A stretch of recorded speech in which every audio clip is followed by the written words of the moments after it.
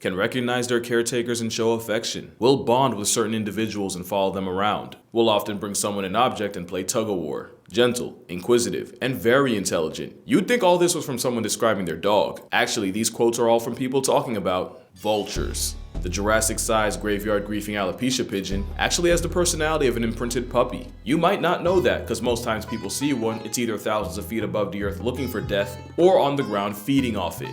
Truth is, the vulture just might be the most generationally misunderstood bird, and in the spirit of Earth Day, I'm going to be talking about the top 10 most maligned and honestly reputationally screwed over animals. In my biased opinion. You can't please everyone, but I like my list, so let's get into it. Starting off, it's not hard to see how vultures got done dirty. It's pretty hard to earn public favor when you dive bowels deep in a bloated buffalo for a living. Then you add the fact that they'll leak liquid nasty all over their legs to stay cool, projectile vomit in self-defense, and in a world of pretty privilege, vultures have a homely handicap. But anyone who's worked with them will swear by how smart they are. They're arguably the smartest birds that aren't corvids or parrots, and they're part of the exclusive group of animals able to make and use tools, with Egyptian vultures using a rock to have an ostrich-sized omelet. And yeah, get on their good side and it's like having a lapdog with wings. Apollo was a turkey vulture who apparently caught feelings for her caretaker Dave. They're also smart enough for a vulture vendetta to be a real thing. But what makes them underrated is just how much worse our quality of life would be without them. Botulinum toxins is the deadliest natural substance known to man, and vultures eat it like candy. Vultures can also tank tuberculosis, anthrax, and even the bubonic plague. Folks associate them with death and disease, but that's exactly what they help prevent. And if you want to know what happens when you avoid vultures, look no further than India.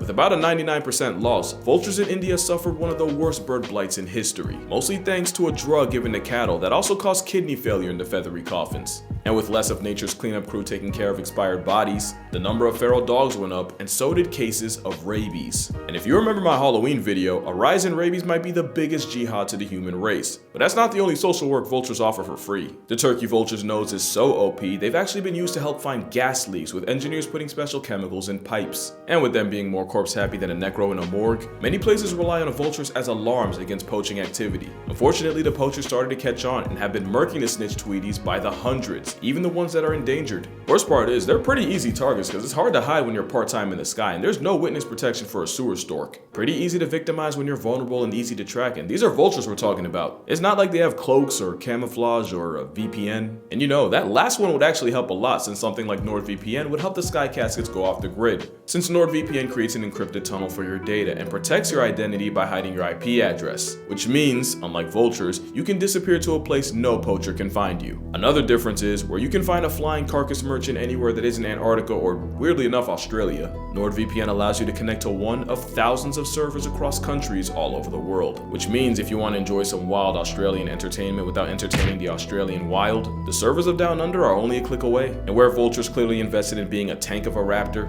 with reliable servers, you never have to feel like you sold your speed for security. And like how the V-Bird's liquid assault protects it from bacteria, NordVPN's threat protection shields you from ads, trackers, and malware, along with a dark web monitor to make sure your personals don't end up in the wrong place and leave you more violated than a past tense pig. So to get the most out of your streaming service, you go to nordvpn.com/casualgeo for an exclusive deal on a 2-year plan plus 4 months extra. With Nord's 30-day money-back guarantee, it's virtually risk-free. Nothing about being a vulture is risk-free. That's why the condor nearly got wiped off the census. But in a W from humanity, conservation efforts help bring the big bird back from the brink. Hopefully people start to come around to vultures. Anything that chill with capybara can't be that bad. Just too bad you can't say that about number 9.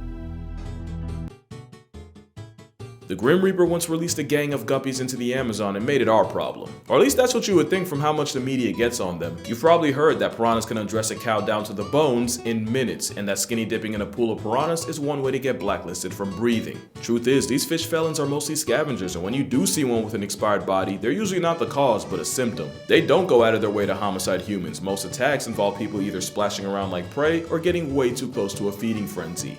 But they're basically the bees of water. They don't want smoke, quite the opposite. For all that face, piranhas are naturally timid and scare easy. So much that you actually have to give them places to hide in an aquarium because of just how neurotic they are. Also, they're not strictly meat. They'll also eat fruits, they'll eat seeds, leaves. There's even a type that eats mostly river reeds. But that wouldn't really make a good movie, now would it? Now, I'm not gonna sit here and act like they're not capable of mass destruction, but their PR team really did them filth. Jeremy Wade sat in a pool of allegedly trigger-happy piranhas and didn't even get touched. And the whole cow story came from a Theodore Roosevelt hunting expedition where he saw it happen. The catch is, the guides wanted to to impress the president, because who wouldn't? So they actually netted off a section of the river and starved the fish in it for a week, only to feed them with a cow while Roosevelt was watching. And just like the cow, the piranha's reputation never recovered. Sometimes all it takes is one incident to royally screw over an animal, something next on the list knows all too well.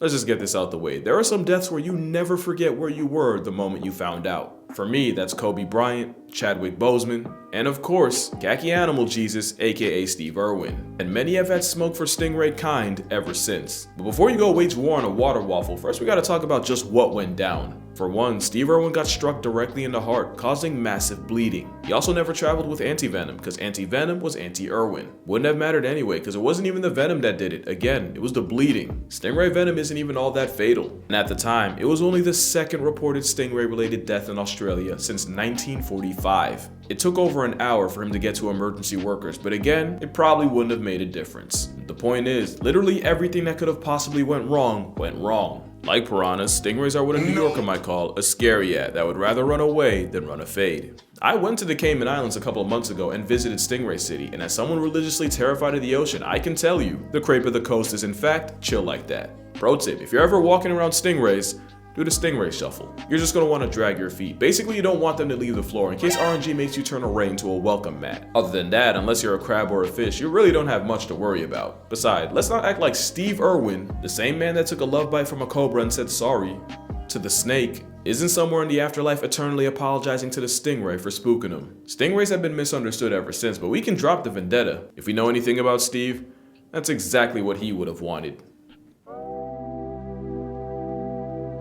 Yeah, I'm really gonna have to explain putting dolphins here. Okay, well I feel like this weird thing happened where we went from Free Willy to finding out dolphins take that title seriously. So much that we ended up overcorrecting. And I personally and publicly talked endless amounts of shit. Don't get me wrong, the facts I said, I'll say again, and I'll say it with my chest. But me calling them water Weinsteins or homicidal hot dogs or a blowhole bandit, nah, that's actually still crazy. But that's just me anthropomorphizing. I don't actually think they're evil. It's fun to treat them like humans, but they're still just wild animals doing what comes naturally. It's just that what comes naturally often involves them naturally. Actually, I should never mind. Look, with intelligent animals, there's always going to be duality, and I don't even need to say it. I just have to show you these two articles. But dolphins can be wholesome too. Like the same way parents will baby talk a toddler, mother dolphins actually do with their calves. They'll also sing to their baby before it's even born to teach them to recognize the sound of its mother's voice. We also found out that dolphins in a pod will often go out of their way to make less noise so to not confuse the calf in the oven. And when it's out, being a helicopter parent means mama dolphin won't sleep for up to a month straight.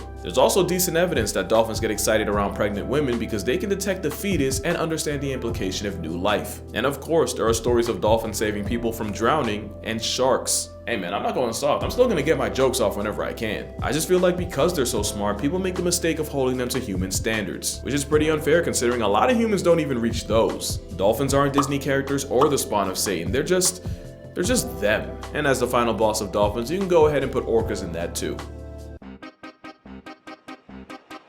The greatest trick squirrels ever pulled was convincing the world they're just whimsical, nut-loving creatures, when they're actually rodent psychopaths profiting off pretty privilege. They'll eat things like baby birds, baby bunnies, and even snakes. Red squirrels are also part-time cannibals, with males that'll seek and destroy any pups, only to get with the mother of the kids they just murked. Let's not forget that time a group of squirrels dismembered a dog for barking too loud. Also, the number of squirrels with manslaughter charges is higher than you think. It's estimated that chew-happy bushtails cause up to 30,000 fires a year, not only costing millions in damage, but likely barbecuing human collateral in the process. There was even a time a squirrel damaged the electrical system of a complex with NASDAQ, freezing computers and crippling the market for over an hour. That wouldn't be the last time. In fact, one did the exact same thing 7 years later. Now, I know I'm doing the squirrels what I just admitted I've done to dolphins, but in my defense, I have a bias. I once got jumped by a pack of squirrels in Manhattan, and that was one half of a sandwich I never got back. Moral of the story, there's a reason the smartest man in the universe immediately took a knee in the face of the Acorn Mafia.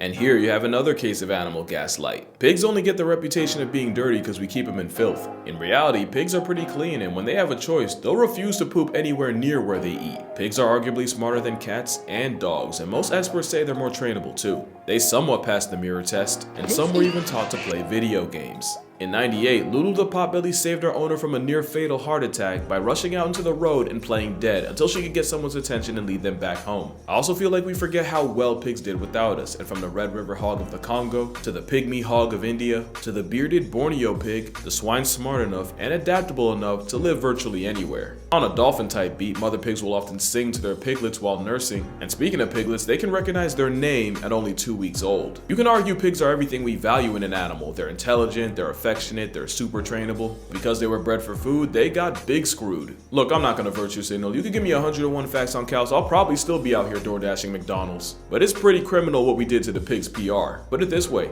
this guy would have been by far the smartest character in the barnyard. They deserve way better than what they've gotten, and I'm not saying you have to give up bacon. All I'm gonna say is, according to cannibals, the closest tasting thing to human meat is pork. I'm gonna let y'all meditate on that.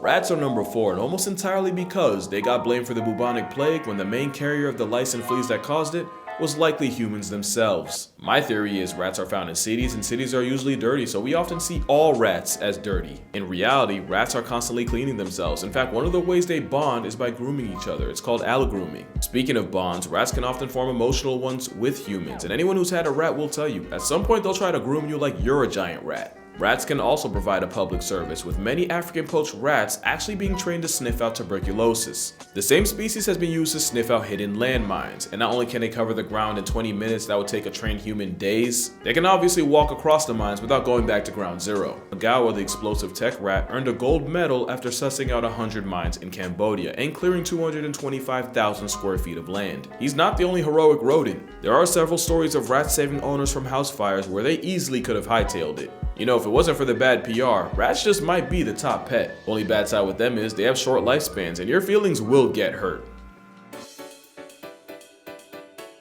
You know, the fact that this is the only animal that needed a trigger warning is enough to put spiders at 3rd. Now, I'm not going to downplay arachnophobia like I didn't used to backpedal to pigeons, but spiders are a great example of bark being way worse than their bite. Take the tarantula, they're like the granddaddy of arachnid anxiety, but not only is their venom about as bad as a bee sting, not only are they so fragile they can literally explode if they fall a couple feet. Unlike bees, there's no record of tarantula venom terminating a person. Of course, there's thousands of types of tarantulas, and some are more of a jihad than others. But then you have the ones that adopt frogs as nannies, with the frog eating all the insects that could grief the spider's eggs, and the frog getting an 8-legged bodyguard. Truth is, there's about 50,000 species of spiders seasoning the earth, and less than 0.1% of them are a legitimate threat to your life. And that doesn't include the smallest spider in the world, the patou de bois, or jumping spiders, which are literally small enough to wear water as a hat. And when you add the fact that they basically have paws to help them walk vertical, and that some like the wolf spider can purr, are spiders not just the cats of insects? Oh my bad, arachnids. According to the CDC, the number of people murked by spiders a year is 7. You're more likely to get slept by a vindictive vending machine. Okay, you're not impressed. How about this? Spiders eat up to 800 million tons of insects that could otherwise destroy crops. If Thanos had beef with spiders, not only would there be way less food, it would be stupid expensive. You can thank spiders for a 4 for 4 not setting you back 400. Not to mention all the pesticides we need to stay alive would ironically turn the Earth into a disaster movie. Look, I'm not saying you got a cape for spiders. I know I'm biased. In fact, bias is probably why the next animal's number 2.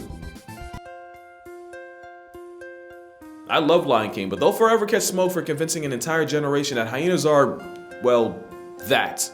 Hyenas got profiled as scavengers when up to 95% of what they eat is something they can get credit for killing. Gaslight goes crazy because the literal Lion King poaches more food from hyenas than hyenas hoe lions. And since a laugh-happy vice trap eats every part of an animal, like land vultures, the world would be a much nastier place without the meerkat on a bulk. Everyone wanna shit on the garbage man until he quits and leaves you with the shit. But honestly, it's the stupid part that gets me heated. In experiments, spotted hyenas actually perform better in cooperative problem-solving tests than chimpanzees. You know, the chainsaw with thumbs we share 98% of our DNA with. Hyenas are way smarter than they get credit for. Take Waffles, for example. Waffles was a lady hyena in a clan, and at the very bottom of it, no less. And in just a year, she went from the dirt under the ladder to the alpha at the very top, and she didn't even have to fight for it. All she needed was the power of friendship. No, I'm serious. Waffles slowly made the right friends, built alliances with other low ranks, earned favor with some of the higher ups, and before the ones at the top could even realize it, the hyena named Waffles had caused what scientists would later refer to as the serial frontier uprising. And you'd think she'd go power hungry once she got the throne, but nah, the opposite. She never switched up on the ones that got her there, and there were even times where she helped feed the cubs of low status moms. Cause hyena hierarchy is more about social networking and climbing the corporate ladder than just running fades all day. See, you wouldn't know that from just watching Lion King, and while some are starting to come around to this giant maligned mongoose, one movie ruined the last animal's rep damn near permanently. There was no way sharks weren't getting the #1 spot, and really, any way you look at it, we did this overgrown grief guppy grimy. How about the fact that the shark's KD ratio is about 10 a year to the 100 million that get murked by people? What about the fact that a coconut to the dome or a bathtub accident is way more likely to flatline you than a shark? There's the fact that we have over 500 species of them, but really only about 4 are seen as legitimately dangerous, so I don't blame you for folding the great whites, tiger sharks, bull sharks, and the underrated oceanic white tip. But this is a shark, and it's unproblematic to anything that isn't plankton. Same thing with the basking aka Kirby shark, which is really just a giant pacifish. Then you got white tip reef sharks that are not only non-aggressive, they cuddle each other to sleep. And you can't forget the lemon shark being the golden retriever of the sea that'll often form bonds with divers. Blondie was an 8-foot lemon shark that would go up to divers, but the only thing she'd be hunting for is attention and affection. And while yeah, I'm not exactly a huge fan of this, at the end of the day, I wouldn't want a shark in my living room. You can't be mad when you go into theirs. Because if there's one thing you should take from this video, calling it shark-infested waters is really wild disrespectful. But yeah, that's gonna do it for this video. Make sure you drink water, hug your mother, and maybe give guppies a break. I promise you loan sharks end way more lives. Shout out to NordVPN for sponsoring this video, and I'ma see y'all in the next one. Cuidado, cuidado.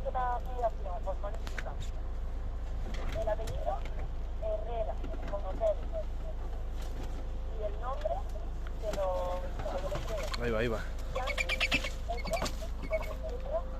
Sí.